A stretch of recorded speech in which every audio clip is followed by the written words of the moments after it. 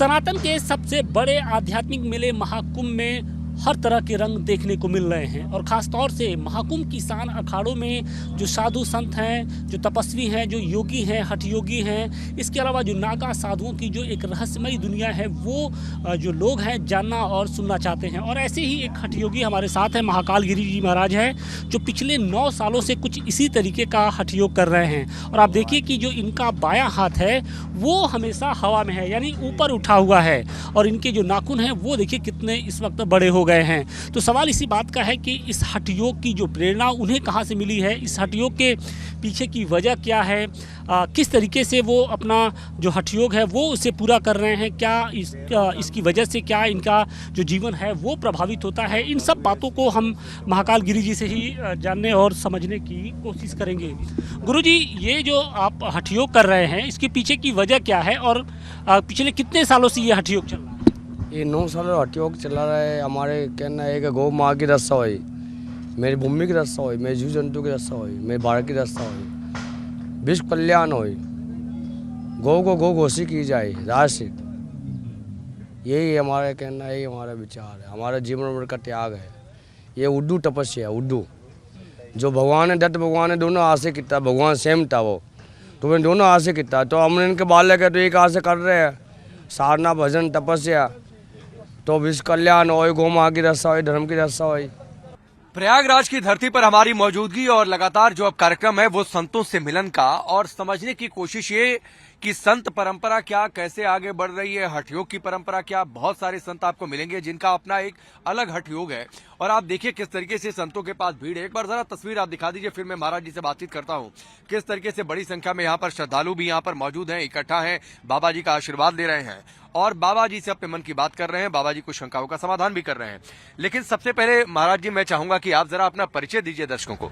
मेरा दिगंबर नागा बाबा हरवंशगिरी है मेरा नाम, और राजस्थान पुष्कर से आया हूँ। पुष्कर से आए हैं? जैसे ये तीरथ राज ये प्रयाग राजा कहलाता है, ऐसे ही तीरथ राज वो पुष्कर राजगुरु कहलाते हैं, वहाँ से आया। अच्छा महाराज जी, एक बात बताइए कि एक तो महाकुंभ के महत्व के बारे में सभी बात कर रहे हैं, मैं कोशिश कर रहा हूं संतों की परंपरा को समझने की। मैंने देखा है कि आपने अपने बाएं हाथ को ऊपर करके रखा हुआ है, ये क्या है? हठ योग है, किसी तरीके की साधना है, या आपका कोई संकल्प है, क्या है ये? इसको आप साधना भी कह सकते हैं और ये हठ योग में आता है। ये हमारी आदि अनादियों से जैसे सृष्टि का निर्माण हुआ है उसी समय से ये परंपरा चली आ रही है, उसी परंपरा को हम अभी भी धारण करे हुए हैं और आगे भी करते रहेंगे। हठ योग क्या है? वैसे मैं दर्शकों को बता दूं कि हठ योग एक तरीके का संकल्प है, मन आत्मा शरीर को एक सूत्र में पिरोने का काम करता है। लेकिन आपके हिसाब से हठ योग क्या और क्यों आपने ये हाथ को, बाएं हाथ को ऊपर करके रखा हुआ है? आपका संकल्प क्या है महाराज जी? हठ योग वो है जो असंभव कार्य को संभव करता है, और ये तपस्या संसार करता है, कोई भी संसारी करता है तो अपस्वार्थ के लिए करता है, और साधु संत पर स्वार्थ के लिए करते हैं।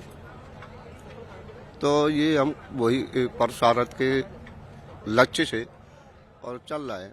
ये आपने कब से हाथ ऊपर किया है महाराज जी? 5वें साल चल रही है। 5वें साल से। हमको अगर कोई 5 मिनट कह दे कि मैं हाथ अपना ऊपर करके रहूं तो हाथ दर्द करने लगेगा, और मुझे लगता है कि सभी लोगों को अगर मैं चैलेंज दे दूं कि आप लोग हाथ ऊपर करके रखिए तो 5-10 मिनट मैक्सिमम लोग रखेंगे। महाराज जी 5वें साल में है, तो ये कैसे है? मैं 10 मिनट हाथ ऊपर नहीं रख पाऊंगा। ये परमपिता परमात्मा जो बोल ले आया अंदर से, उसी की शक्ति है, जो दृढ़ विश्वास है, उसी के कारण ये संभव है। अच्छा, ये नाखून वगैरह भी बढ़ा हुआ है, इसका मतलब कि आप नाखून इसमें भी कटता नहीं है? हाँ, इसमें कटते नहीं, अपने आप से झड़ जाए कोई तो वो बात अलग है, बाकी इस पे नाखून पे धारदार कोई हथियार नहीं लगाया जाता है। क्यों? इसके पीछे भी कोई बात है, महत्व है, कोई सार है? अगर हम वो इसको काटते हैं तो हमारी तपस्या में भंग पड़ेगा। तपस्या भंग पड़ेगी। आप एक बार फिर से जरा, कैमरामैन रवि है, मैं चाहूंगा तस्वीर आप दिखाइए। महाराज जी का बायां हाथ इन्होंने ऊपर करके रखा हुआ है और ये 5वें साल में है महाराज जी जो इनका संकल्प चला है। कब तक महाराज जी हाथ ऊपर रखना है? 12 साल के लिए है, और आगे गुरु महाराज जैसे कराएंगे वैसे। मतलब अभी संकल्प 12 साल का है आपका? 12 साल का ये संकल्प है, 5वां साल चल रहा है और आप ये तस्वीर देखिए, नाखून कितने बड़े हो गए हैं, कई इंच ये नाखून बड़े हो गए हैं अंगूठे का, या फिर मैं किसी भी उंगली की बातचीत करूं, सबसे ज्यादा आप देखिए जो सबसे आखिरी उंगली है उस उंगली के नाखून बहुत ज्यादा बड़े हो गए हैं। महाराज, ये हाथ दर्द नहीं करता है आपका? आदत में आ गया है। आदत में आ गया है, लेकिन फिर भी आदत कैसी है? ये त्याग तपस्या की आदत है। त्याग तपस्या की आदत है। कब से आपने संन्यास लिया हुआ है? 12 साल की अवस्था थी जब से ही हम संन्यास में। 12 साल की उम्र से? क्यों, क्या आपके मन में आ गया? मतलब 12 साल के बच्चे के मन में आ जाए कि वो संन्यास ले ले, जबकि उस समय होता है कि खेलना कूदना है, पढ़ना है, माता पिता के साथ रहना है। ये तो जन्म जन्मांतर का हमारा नाता है इस भेग से, पहले भी था। ये शरीर चोला जो धारण बदलते हैं और दूसरे चोले हम धारण कर लेते हैं। नहीं, वो तो ठीक है, सब आपकी बात ठीक है। एक निश्चित उम्र अवस्था के बाद ये बात समझ में आए, वैराग्य आ जाए तो बात समझ में आता है। 40 साल, 45 साल, 50 साल के बाद वैराग्य आ जाए, बात समझ में आता है। लेकिन 12 साल के बच्चे को वैराग्य कैसे आ जाएगा? और जब उससे नाता है तो नाता तो याद रहता है ना। तो 12 साल की उम्र में आपको प्रभु संदेश मिल गया? हाँ, बचपन से ही मिल गया वो तो संदेश। आपके माता पिता ने कुछ नहीं कहा? माता पिता ने ढूंढा लेकिन भाग गए घर से, तो ढूंढा भी आप भागी गए घर से? तो 10-12 साल ढूंढा भी, लेकिन हम उनको प्राप्त नहीं हुए। तो गुरु जी एक बात बताइए, आप 12 साल की उम्र में घर से भाग गए, आप कह रहे हैं प्रभु का संदेश मिला। माता पिता प्रभु को हम में से किसी ने देखा नहीं है, और ये कहा जाता है कि धरती पर अगर कोई प्रभु है तो वो जन्म देने वाला प्रभु होता है, माता पिता को प्रभु का दर्जा दिया जाता है।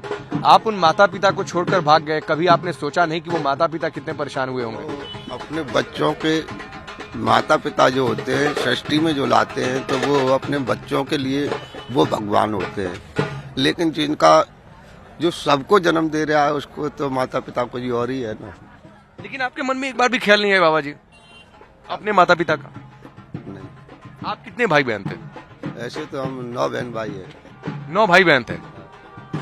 9 बाकी के भाई बहनों के बारे में अभी कोई जानकारी? अब सब वो अपने अपने आनंद में है, उनसे अब हमको क्या संपर्क। जब हमने सन्यासी कर लिया धारण, तो उनसे हमारा क्या नाता हो कि ये तो संसारिक, उनसे सबसे नाता हमारा है। एक नाता छोड़ा अनेक नाते मिल गए। एक नाता तोड़ा अनेक नाते मिल गए। हाँ, तो कभी अब परिवार की याद नहीं आती आपको?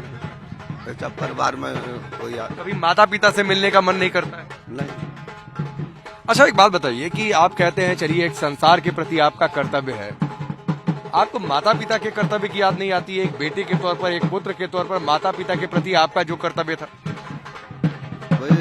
उनके लिए तो और भी तो बहन भाई सब दे रखे हैं, वो सब सेवा में है, वो कर्तव्य कर रहा है, हम अपने धर्म के प्रति कर रहे हैं।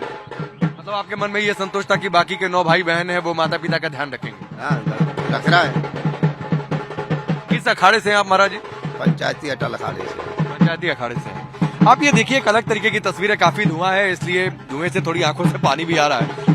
लेकिन महाराज जी की ये अद्भुत साधना है, एक अलग साधना है। एक हाथ ऊपर करके 5वें साल में महाराज जी की साधना चल रही है। कह रहे हैं कि 12 साल तक ऐसे ही हम साधना करते रहेंगे और 12 साल के बाद जो गुरु प्रभु का संदेश आएगा। 12 साल की उम्र में संन्यास इन्होंने ले लिया, घर छोड़कर भाग गए।